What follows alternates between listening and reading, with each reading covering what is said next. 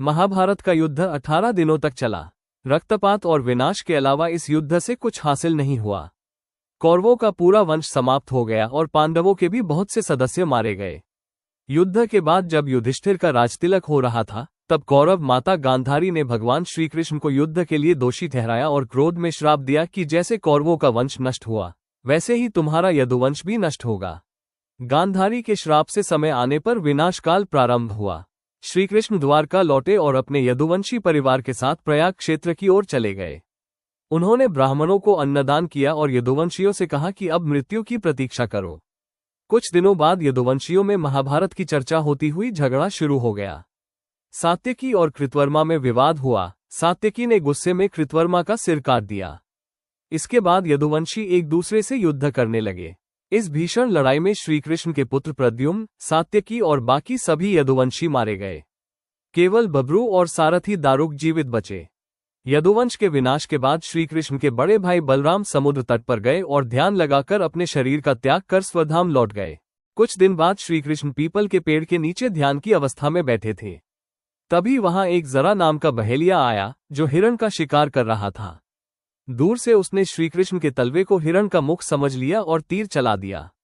तीर जाकर श्रीकृष्ण के पैर में लगा। जब बहेलिया पास आया तो उसे बहुत पछतावा हुआ। उसने माफी मांगी। श्रीकृष्ण ने मुस्कुराकर कहा, जरा तू मत डर, तूने मेरे मन की इच्छा पूरी की है। मेरी आज्ञा से तुझे स्वर्ग मिलेगा। इसके बाद श्रीकृष्ण के सारथी दारुक वहां पहुंचे।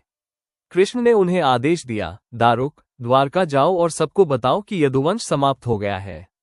बलराम और मैं स्वधाम लौट चुके हैं। सभी लोग द्वारका छोड़ दें क्योंकि वो अब समुद्र में डूबने वाली है। दारुक ये संदेश लेकर चले गए। तभी उस स्थान पर देवता, अप्सराएं, यक्ष, किन्नर और गंधर्व आए और भगवान की आराधना करने लगे। श्रीकृष्ण ने अपनी आंखें मूंद ली और सशरीर ही अपने धाम अर्थात गोलोक लौट गए।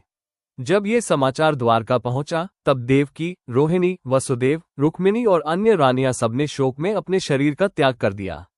बाद में अर्जुन ने यदुवंश के लिए पिंडदान और श्राद्ध किया और बचे हुए लोगों को लेकर इंद्रप्रस्थ लौट आए। श्रीकृष्ण के स्वधाम गमन के बाद समुद्र ने द्वारका को पूरी तरह निगल लिया। जब पांडवों ने ये सुना तो वे भी हिमालय की ओर चल पड़े। धीरे धीरे सबने शरीर त्याग दिया और अंत में युधिष्ठिर सशरीर स्वर्ग पहुंचे। संतों के अनुसार त्रेता युग में जब भगवान श्रीराम ने वानरराज बाली को छिपकर तीर मारा था, तब उसी बाली ने द्वापर युग में जरा नामक बहेलिये के रूप में जन्म लिया। श्रीकृष्ण ने उसी से अपनी मृत्यु पाई, जैसे उन्होंने बाली को दी थी। इस प्रकार भगवान ने अपने कर्म का प्रतिफल स्वयं लिया और अपना अवतार पूर्ण किया।